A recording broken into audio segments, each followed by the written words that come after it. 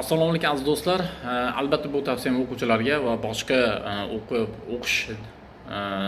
o'qishda o'zlarini konsentratsiyasi bilan, kayfiyat bilan yoki depressiya bilan qiynalgan o'quvchilarga zo'r tavsiya bo'ladi degan umiddaman. Bu tavsiyalarga albatta amal qiladigan bo'lsangiz, o'zingizda o'qishga bo'lgan shijoat yana ham oshib ketadi. Qaranglar, men sizlarga shu narsani o'qib tarjima qilib beraman va bilingki, bu narsa albatta tadqiqot qilib o'tkazilgan va olimlar tomonidan tasdiqlangan narsa. This is fighting. Ya'ni bu albatta sport bilan bog'liq. Sport bilan shug'ullanish qay darajada bizni o'rganishimizga va nafaqat til o'rganishga, boshqa fanlarni o'zlashtirishimizga qanday yordam beradi degan savolga javob o'laroq men bu videoni tayyorladim. This is fighting. Ya'ni kasallikka qarshi kurashishlik ochadi insonda shu qobiliyatni, ya'ni immunitet hosil bo'ladi agar sport bilan shug'ullangan. Ikkinchi, weight controlling benefits of physical exercise. Ya'ni jismoniy mashqlar aytmoqdaki, jismoniy mashqlar bizni vaznimizni kamaytirishga turtki bo'ladigan bir omil.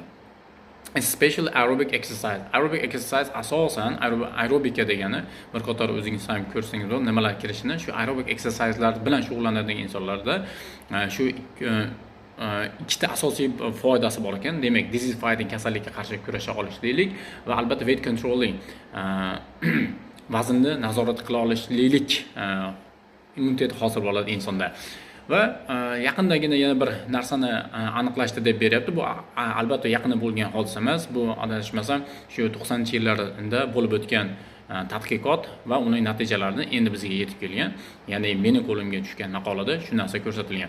Va physical exercise has a powerful effect on brain health. Miyamizga juda ham kuchli ta'sir qiladi. Agar jismoniy mashq bilan shug'ullanadigan bo'lsak, qanday ta'sir qiladi? The benefits go beyond the release of endorphin. Demak, bu endorfin chiqaradigan modda, ya'ni endorfin bilasizlar, adashmasam bu kayfiyatimizni ko'taradigan modda hisoblanadi. Endorfin moddasi qancha yaxshi bo'ladigan bo'lsa, insonni biron narsaga bo'lgan ishtiyoqi yana ham oshadi. Chemical in the brain that improves mood. Albatta bu kayfiyatni ko'taradigan modda ekan miyamizda. Agarda sport bilan muntazam shug'ullanadigan bo'lsa, muntazam shug'ullanishlik insonni miyasidagi endorfin moddasini, ya'ni insonni miyasidagi endorfin moddasini oshiradi va bu kayfiyatni ko'taradi.